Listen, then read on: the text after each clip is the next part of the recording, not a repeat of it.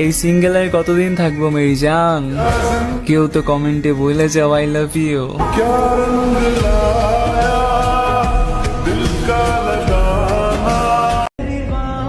জান, নিজের একটু খেয়াল রাখো, কারণ তোমার কিছু হয়ে গেলে আমাকে এত ভালোবাসবে কে বলো?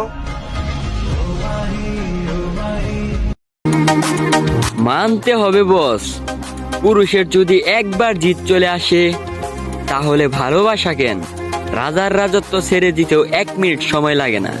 আর তুমি তো মেয়ে মানুষ।